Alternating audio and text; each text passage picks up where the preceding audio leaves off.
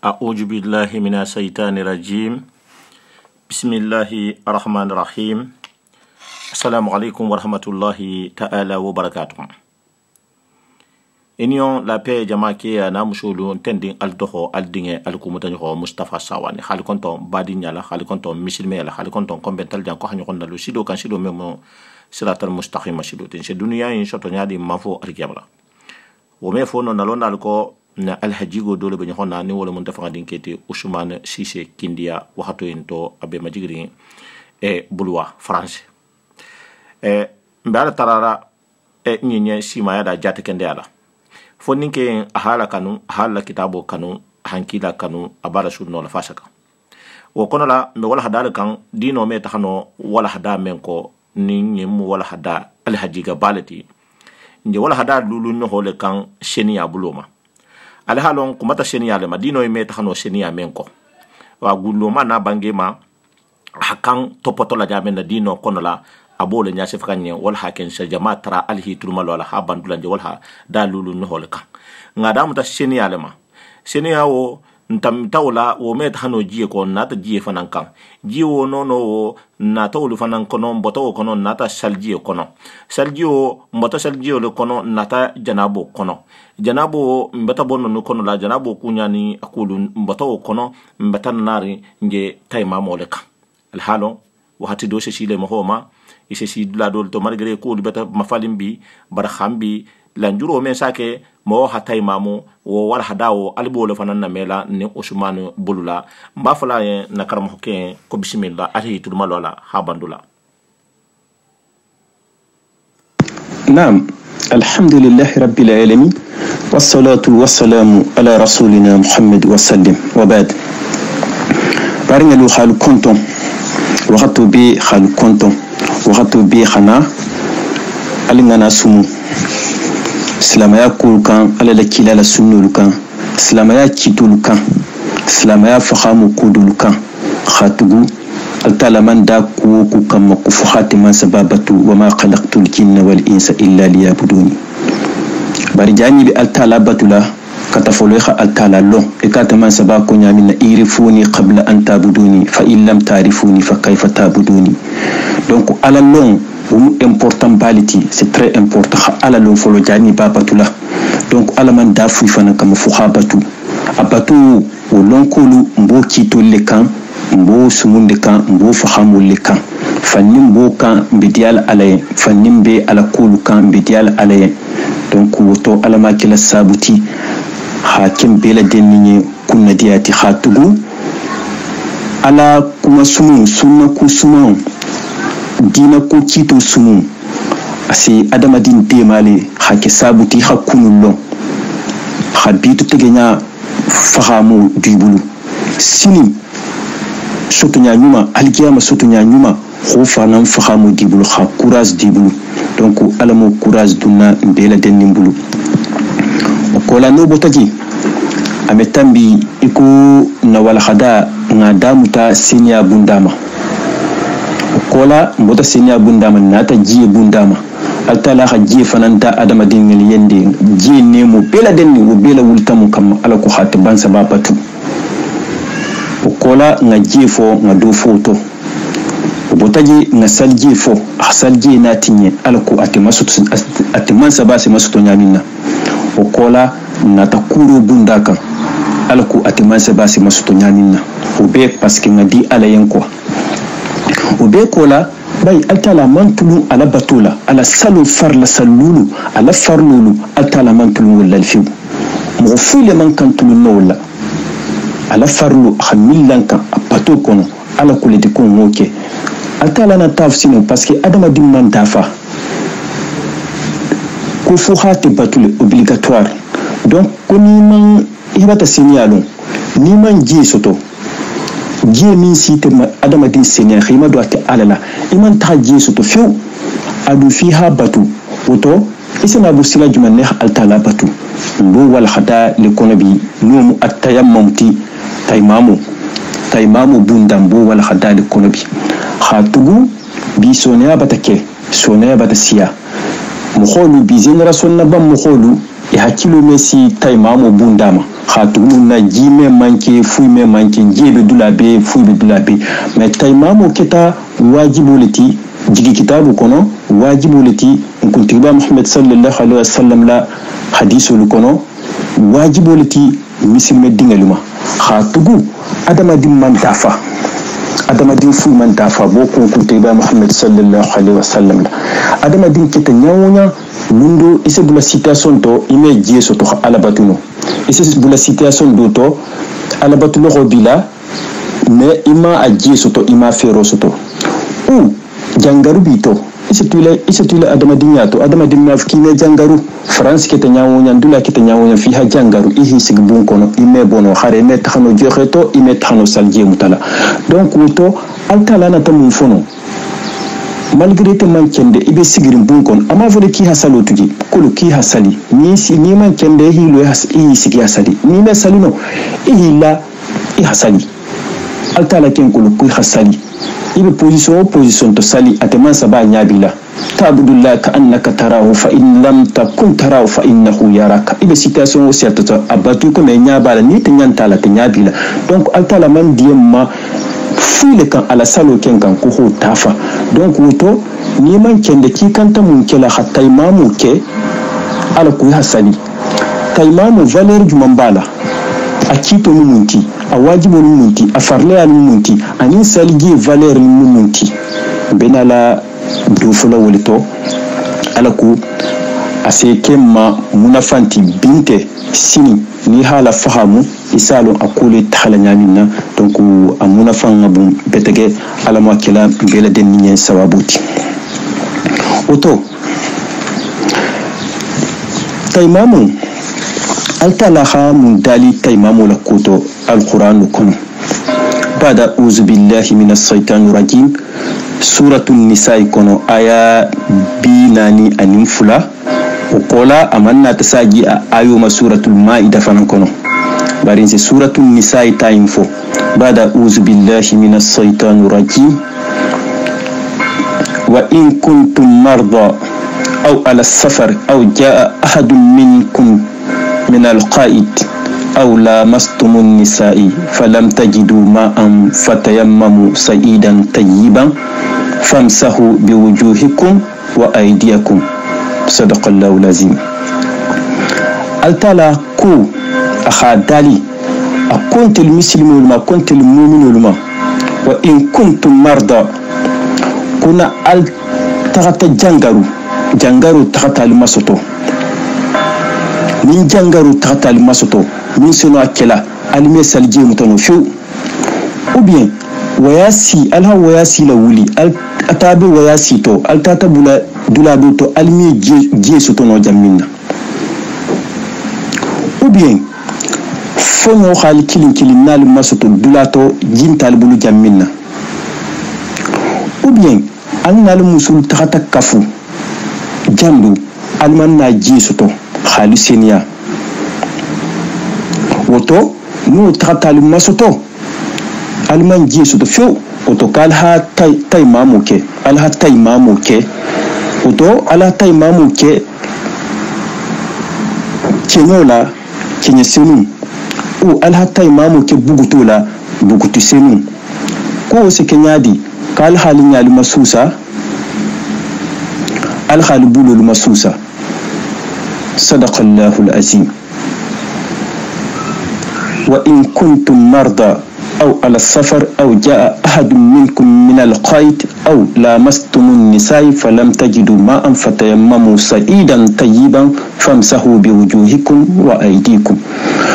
جان التالا بتا تيمامو لا فرل يما أجانا كومين ما دانتين أدام دين مينا فلا كيسي يما التالا درون دي هولو نينكو سي ما سوتولي برنا تاتي ما سوتو نيكو كيمي سالي كو فيها جيلي سوتو سال وقتو هتان بيكم وتو ibata altala la farlu tuji donc nini hi masoto ki hatta imamu ke hi madu altala la isatere ila tay imamu ni la salji api valer kini o kita altala dalikanti digi qur'anu kono mbe burla tay imamu ka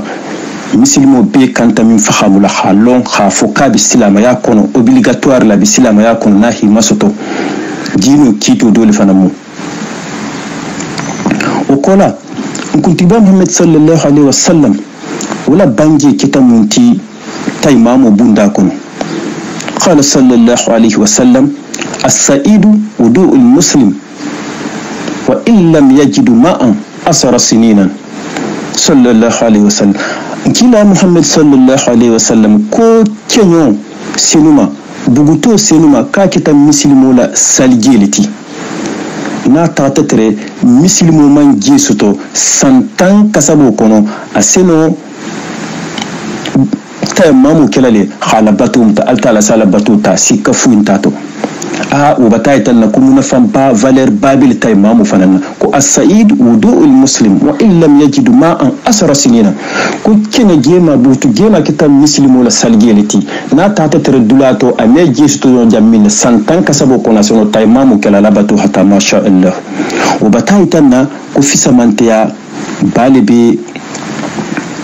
mamula ni man jisoto ikana sika ison de meje yarin per ni hake ihinyabe altalama isatere ilabatu batata wakola altalama ta rasul sallallahu alaihi wasallam nata mu bangi tayammamu fi samantiyato ako ko altalaha kudoke atenala mantoliye kamo kenami motoliye minitambita koma rasula khanala mantol matokojam ko altala hakudo ke atenala mantoliye ka mo woke namyo mo fololiye mini tambita ko mumoti ku folo ko altala ha dugu kulu ke dugu kulu beke atenala mantoliye misroti kita ta duniya jawo jan har misron to loringe alsilo ha khibla yin khasali ko altala ko kyate kama ke namyo motoliye donc altala ha dugu kulu ke atenala mantoliye misroti itata duniya jawo jan isilo khasali kilimoti a fulanjan aku altala hakkenyo kyate anin bugutu senuma kyate mislimo la saligeti ita ta jawo jan neman jesoto kisi kenyo gema bugutu gema isi tay mamo kyola i hasali i imadu altala la ko altala ko kyate na mantole kama ke nami mu folole mini tambita donc wo batai tanna ku fisamantea balibi taimamu kono fisamantea balibi silamaya kono altala man dino la golema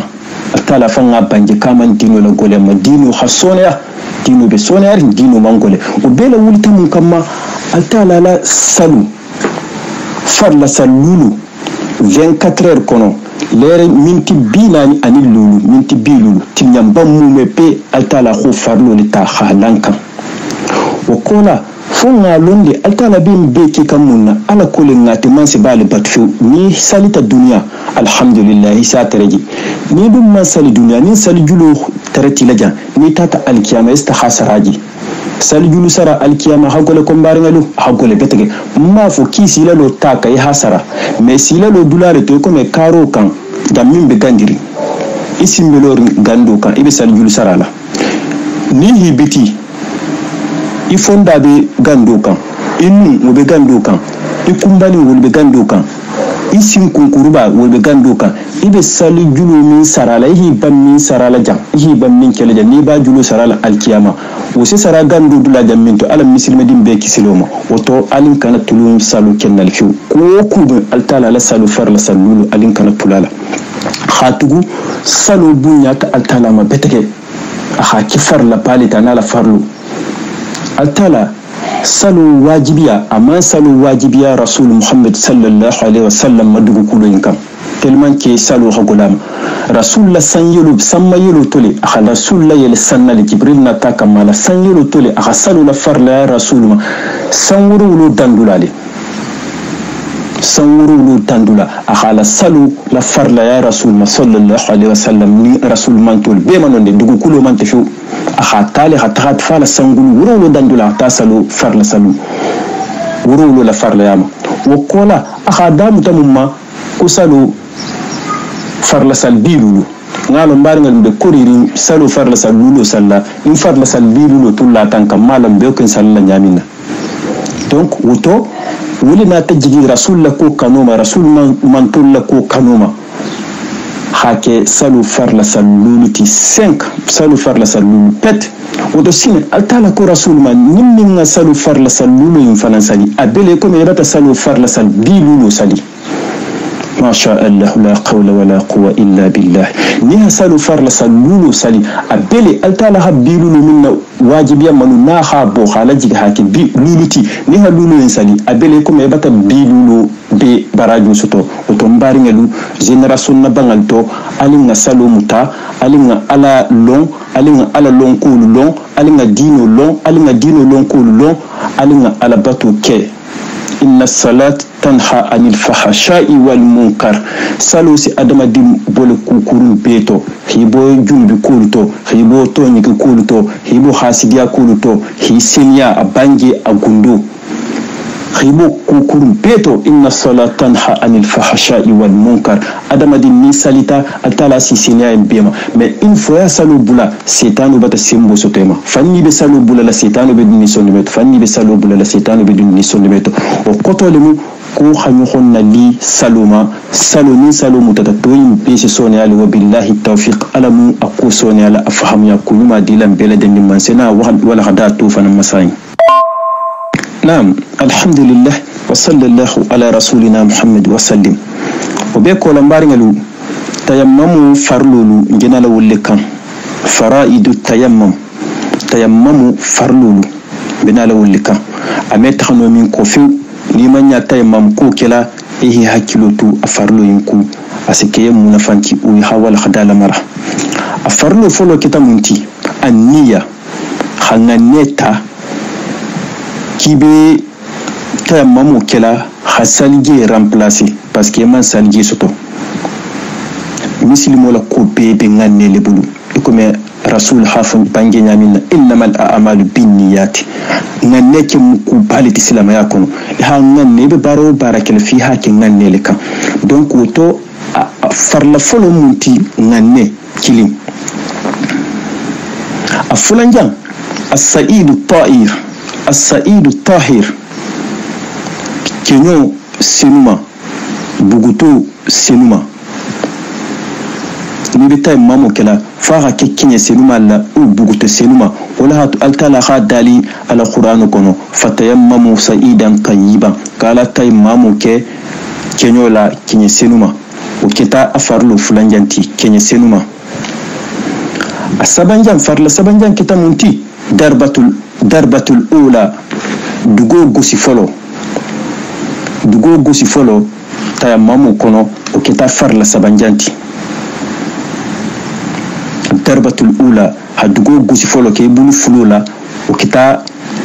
afarla sabanjanti afarla nani jan kita munti mashul wazi wal kaffain ni hadugo gusi anani jan kitamunti mashul wazi wal kaffain ihi nyama susa ani bulu kalu nyama susa ani bulu donc tayammamu farlo bele munti comme altala khafu qur'an kon jamilna famsahu biwujuhikum wa aydikum ala nyal masusa ani albul kalu kalhul masusa donc tayammamu farlo kitanano ni tinano impeti nganne kenyo nimbugu tusenuma ani ndugu walum folo ani khi inya masusa khibulu masusa ukita afarla nanuti wabillahi tawfiq no botaje sine asunno kitamunti tayammamu sunnu ukitamunti mbena lawul fanan kansai alama faham ya kunuma dilama ufanan folo kitamunti at-tasmiya iha bismillah fo jani be tayammamu kala uma sunna foloti khatugu farlo no tinya tibulu abeba da tinya bar sunno no tinya tibulu ametinya woisina la to ben nyato me farlo no tinya tibulu abada tinya bulu jan sunno dam to munti o kita at-tasmiya lati ha bismillah fo jani be tayammamu kala afulanja darbatu saniya dugu gosi fulanjan hoke tayammamu to wo musunno lati hinya masusa adugu gosi fulanjan ke khibulo masusa o hinya masusa parce que ni a folo ke isi nyale masusa bon fulanjan ni taxato ke o tebi bulu le masusa la donc bulu masusa fulanjan o musunno liti donc asunno sabanjan ke tamunti mashu rizlain ma al kafain donc khi bulu kala fulu masusa khana hi inon komma ibul kala fulu masusa khana hi non komma wumu asabanjanti donc sabo indron de ma sunnoti ha bismillah ifo dugo gosi fulanjang ani ibul kala masusa ha inon kon wala ma sunnoti donc auto mo botaji isena qissatu kilinfo min be burla tay mamuma anin kuruma qissatu min kita kuntiba muhammad sallallahu alaihi wasallam la waqatuto min burta tay mamuma anin kuruma khalalo ku tay mamu kita fendeti sikanta to nahi masoto hari man sikka akoto ake ihi jusola sene hasali ko ke fulankar mo ko ke fulal wulita ke tan kutiba muhammad sallallahu alaihi wasallam la waqatoli wulite tata waya sito ito tata waya sito itata sijandu iman jesoto hasali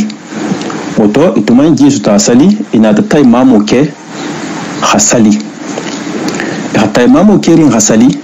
e kurata hila waya si continue hila silo continue itata silo wala to ha salwa to kurata ti terjandu inata jesoto ji ito haji sotono e hasalje muta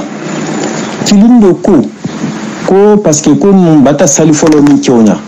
ni manje sto ngata imamu ken to bata tay imamu ke nte ba fe nga saji na sali koto mawuma après nga na la hansaro fanan jokki wala kilindo ko nte janga salo min kewnya tay imamu ti ni manje soto nte janga je soto butugu nte saji len na koto mawuma nte binna la khansaro doron de salla mais sal koto man tente sagilama donc kilindo sagita la saluma parce que asikata tay mamutu donni kilindo man sikka wa man son sagilama hila saloke itakhata ya non soso ina takhasi rasul sallallahu alaihi wasallam ya nyasi fa rasul enten ko bota thamule to man jisu to ngata mamu ke insalita baro kola nata jisu to nyato bon nkina tafo nkuba mbata jisu to nkunga salo minke koto nkunga sajama bari nkafu ngoke ko katin tasagilama ntasagita ntama atman saja tama kon telefonu sinen ko jombe kitu ko jom bulata kitu silo kanno rasul kima sallallahu alaihi wasallam akko ko ala kunuma ke ko alto to man jisu to ala tay mamu ke alto salita o kola altata jesoto ala salje muta ko min sagita ala sali koto mama min sagita koto mama khana do lakan ko haben simma kulike ko bari ko mo min man sagi ala salu mawya na tay mamuke apre na ta jesoto aman sagi ala sali koto mama ko le bulata inte muhammad sallallahu alaihi wasallam la sunno ko kunte saki nyaminna mo min man sagi ala salo mawnya wole benta sawabu ma wole hake akenya ma parce que inte saki wonyale donc khaitanna ku ta mamu ni hake iman jesuto après ni tata jesuto hari man saja mabutu I halo ya ta mamu min kyonya batata ala la kila ko min ni ban sagi la ta ma ko le bulata te la sunno ko hake sawabuti o kita salje bundati o kola atata do fana masuton kutiba muhammad sallallahu alaihi wasallam la waqatu wo ko so le ha masuto abafi hasani baraman jisuto wa hamunke kom ko hamen kutiba muhammad sallallahu alaihi wasallam konin ko so himuta kisi senyale buguti gema la anin kenya gema atito man jisuto hamunke atati ma birgintin buguto buguto hala fatima yima min buguto tete ala ko so se bamba parce que abeta ko to se mo sinya donc a holeke anatta rasul ya sallallahu alaihi wasallam rasul ho jama buguto ba ma okita go dum ko mun buguto jimate akoko so le hamma soto donc ko ntata buguto nyini buguto senuma donc ntata ma min wole tote ko ala ko nse sene anyami na malo ni sene ata ni man sene rasul kam sallallahu alaihi wasallam kifana ka me kyonya ko ni ko bugutu senuma ka ma vuyata yima birgin tim bugutu senuma to ka fotale dro ihana nganne kiba iman jesu to ba fata mamu ke dugo gusinya kili après ihinya masusa ni kurata bulo masusa kiba ta sene kila bato batata ka se kyonya wa billahi tawfiq alamun bin sawabu ma khaitanna ku ta mamu kita wajibu litinahi masoto ihake hariman sikato altala siben sawabu ma donc bata wufo oto nim botano halonde ko feofi si salije tinya feofi si salije tinya aussi janabu tinyale feofi si salije tinya asita mamu tinyale comme tambita salije bundalu kono nyamina salije tinya ko wulu ni ha tay mamu fananke o fananse tay mamu tinyale sino wokola bina la mu fahamula no fanan ko madunni ni ko juman se tay mamu ko tinya mu hobulu ko min se tay mamu to gusi mu hobulu donni ha tinya bulu mu fanan soke. Donc au fond le kita munti ni tahta dulado to iman jesu to fu e hatta mamu ke e kurata ta mamu kela jani be jesu to la ni ha jesu to ta mamu bata ke bata wajibi bata anile ka o to fi hasaliyeta ni ha ta mamu ke o kola jani be salla ina ta jesu to ni ha jesu to ko butun ki hatta mamu to ya minke iha jeke iha saljeta iha sali bari ni kurata ta mamu kela i kurata salila ni tahta jesu to ikana sa gila salo mabutun ibe sali kutale makono na ihana usaloke malu funi jambata faham bulu dunni ni hatta mamu ke ina ta jesu to oto ta mamu bata tinye bulu fiha ta mamu ke ihasali parce que man sali mais une fois ibata kura ta mamu ke ibata kura sallai sal ko la fi salam alaikum ko la ina ta jesu to ko hari man sa gila salo mabutu parce que rasul muhammad sallallahu alaihi wasallam ko la tusallu fi yawmin marratayn kal kana sali kilin ke sinya fulatilin kono hasali fana sali sinya fulatilin kono la hansaro sal sinya fulatilin kono ke kanake kal kanu ke fu ko salu me ke sinya fula donc ni ko ta mamu kela ina ta jesu to ibata kura sallu to hari man sa jama donc oto nim botanu ta mamu se fenjuman na dakha muslimoye ta mamu se femmi la dakha muslimoye benalo le fanan fola islam ya kono iko me ni salgi fanan se kumin na dakha muslimoye fin kha salgi la dakha muslimoye islam ya kono ta mamu sabila dakha leye o fen folo kita munti salu farla salulu ta mamu sula dakhali mukhoye ni salfana sita ira ta mamu ke hasali la hansaru ira ta mamu ke hasali asidam tasuba qolma fituru safu salu farla salulu imbe bata ta mamu batula dakhamu khoye nafila salu o bata ta mamu la dakhamu khoye khanafila sali ta mamu batala dakhamu khoye khatawafu ke ta mamu batala dakhamu khoye Qur'anu karam tayammamu batala dakhamu khoy khibulu maga Qur'anu la tayammamu batala dakhamu khoy khadum misiru kono tayammamu batala dakhamu khoy ni man jesu to fu ibe kosoto iman sal jesu to ni hatta tayammamu ke ise salu farla salulu ke ise nafila ke ise tawafu ke ise Qur'anu maga ise Qur'anu karam ise dum misiru kono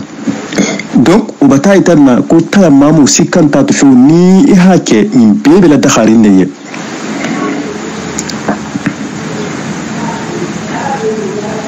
donc oto nim botano baringalo alim binala minto butugum binala minto na wala khadala bayna ta mamu sikem fin juman jumanna ta mamu adakata fin juman jumanna parce que ça met ta mamu aseki fin juman jumanna bena la wul fanan kanti o fanan folo mu jumanti tayammamu se ke kenyo senuma lila kili kenyo a senuma a fulanjan buguto senuma a sabanjan kuro senuma a naninjan boho senuma tayammamu se ke fennano indela kenyo senuma buguto senuma kuro senuma boho senuma wala tuni dun tan misiro kono ise kuro jeje par tayammamu me ke tapikan tayammamu me ke mirma tayammamu me ke dula nunguri nyuto tayammamu nase ke ko kenyo senuma buguto senuma kuro senuma animboho senuma tayammamu se ke ulule kan donc otonim botaji bata Quran wal khata bela jinala wal khata bela banna nyinde kono oto ko tayammamu se ke nyadi tayammamu ase ke nyadi ku simple ku compliqué fuinte tayammamu Kenya wa billahi tawfiq folo hanganeta kha bismillah fo kibe tayammamu remplacer la saligela o kola iha dugo gusi folo iha ibulu fulo ke iha dugo gusi khenya masusa dugo gusi kilin wala ibulu masusa ibulu kun fulo masusa masusa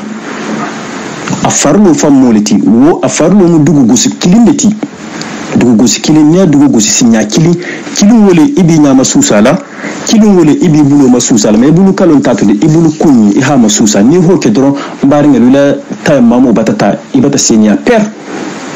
khatugu mbaringa tayammamu sona rasia salgi fanti atti khadugo gusi sinya kilin bukuti senuma la kinya senuma kuru senuma bogo senuma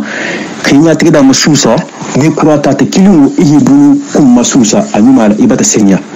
umu afarloti uma kenya kilinti a kenya fulanjan kitamunti ihanga neta iha bismillah fo iha dugo gusi ibulu fulula ina dugo gusi ibulu fulula ihinya masusa kili okola imangana dugo gusi fulanjan ihi ibulu kum masusa umu a kenya group fulanjanti hadugo gusi hinya masusa ni kurate hadugo gusi fulanjan khibulu kum masusa e halon folo dugo gusi kili wala ha nyate da nim buluke fulanjan asunno siloka e hadugo gusi sinya kili hinya masusa e hana dugo gusi sinya kili khibulu kum masusa group kili folo moti group kili fulanjan kitamunti e hadugo gusi ya bismillah fu hanga nete hadugo gusi sinya kili e hinya masusa e hana dugo gusi sinya fulanjan ke hana ibulu kalo masusa hinon kon donc no abata si ha non kon sigdula ma sabo inde bala gusir folo hadan nyatege da nim buluma kilin a fulanjan ha gusir folo ke nyatege da masusa ha gusir folo ke fulanjan ke hibulu kum masusa a sabanjan ha gusiru folo ke nyatege da masusa ha gusiri fulanjan ke khibulu kalo masusa hinon kon tayammamu Kenya yenti c'est très simple ante compliqué ni mbe compliqué tima ikhafarlo tata khi dugo gusinya kili khinya masusa après hibulo masusa comme altala khafu yamin famsahu wujuhakum wa aydiyakum donc auto tayammamu wal khada bunda min tunnabi mbulu bi wole kitayinti auto no botaji na wal khada jelo lali ma wala khada minta senya bunda kono alabato bunda kono wole kitayinti sali wole kitayinti senya ji salji kuru tayammamu alama fahamya ko nyuma dilam sinay wala khada min ngolen beeti donni wole kita at-taharatul batina senya gundu min se masoto nten nimbe selanni fonkunti misilme dimbe kanta selanni fonkunti at-taharatul batinati usenia nimbe borla tubo kan khatubi khifambo ala soso kulto khifambo ala masoso kulto khifambo bidan kulto khatubi khison de la senia khabo hasidiama khabo besongonantiama khabo khonnantiama khabo fanyituma khabo tanturkanna mema khabo mukhma kumuma khabo mukhma jeloto o koso na nyoko nalu wobe adamadin fande bulu ani ala ani dua donc senia bangi wo njangul lefo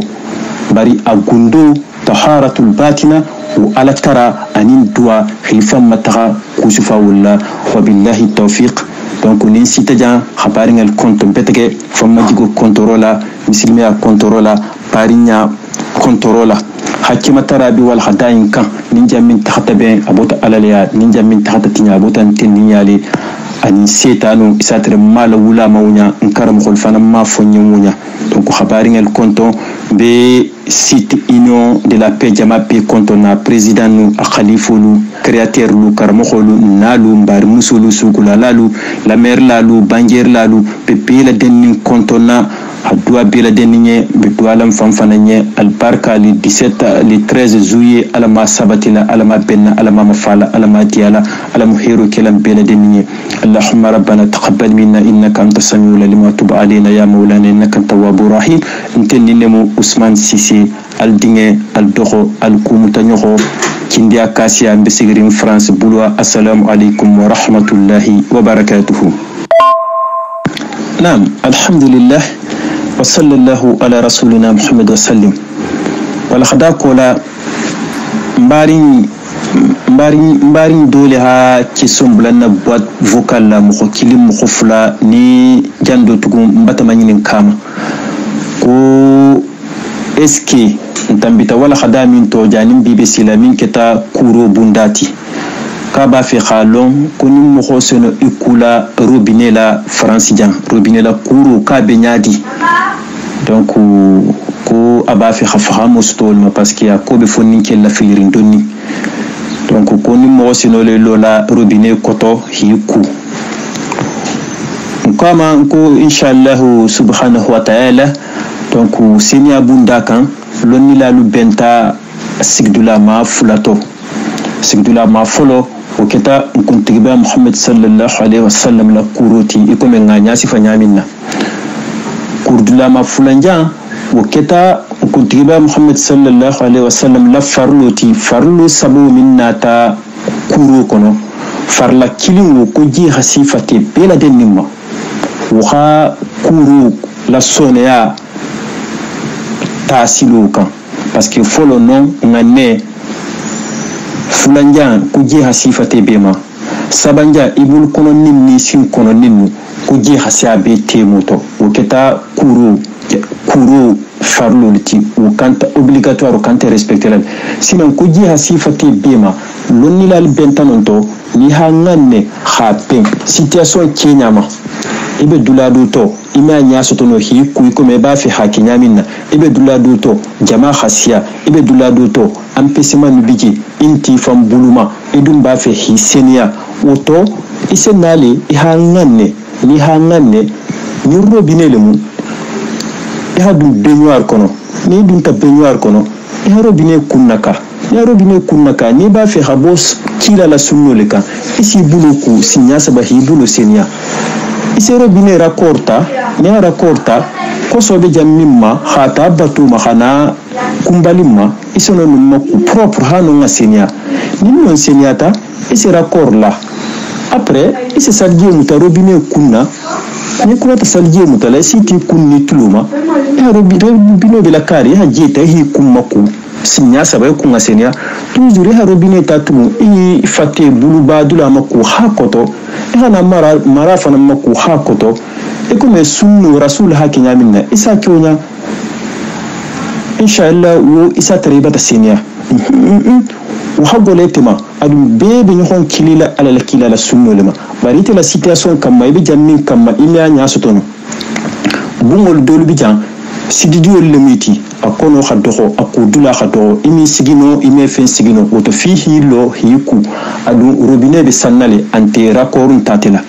oto iba kele nyadi iba nganne le ko pe mu nganne le tinganne li hanganne takibi kula hisenia hibo kosoto oto esilo robinet koto parce que abe denni sannala ame jigino oto ese pompi la ka ni halaka ji se jigima bar ni ji jigitima koso be jammi ma fan khate batuma hajigi hi kumbalin koto ibe no lel foloma kula ibe lorin pompi ji koto me pompi ji kana ji siya otmo nin non kurata ibe talo lumbata senia après isene kumaku ibulu fulula i fate to be maku ibulu fulula isatere inshallah tabaraka wa taala isatere itigubata senia khafo situation kama ni na keno sunno buloma iba fe hifam bo kosoto robinet le bije hilo akoto hiku isanga nele bari ni bi kula toujours ni hajela jigima iha dam ta kosodula no fe hajigi wotu me khani fate to be maku oto isatere ibata senia bari munyininta kuru fanan kono kole kuru je ikana son akhasia ihi danna tambi akono khana ha pompi la ka wu hilo akoto hiku ikana uke je kanye minse sifatema ni kurati kula isene nganne kono ukola kuro mbinalo koma isena uke toujours wo mu kuro bundati ni iteya robinet bije raccord bije ni nata isi majiki e raccord julo saba parce que famma jigo futale dino ko be koto hari dum ta joxeto jila bondula fihi famma jiki donc ni bi kula altala hi senya hi madu alala ima jigi ihi sigi iha rakor saba ihi buluku iha koso dulaku ni kurata iha na ikum maku ihi bulu koti fa bulu ba maku iha mara fana maku ni bani salje le fana kala iha ke wa billahi tawfiq l'essentiel minti kha koso le matakhaila ala ku isima du altala nyamina donc nsofo bari ngale na fahamuro kono donc toujours ni lonni kutafana bije u faham kutafana bije tumado nkarmo sen bema kha nyabonye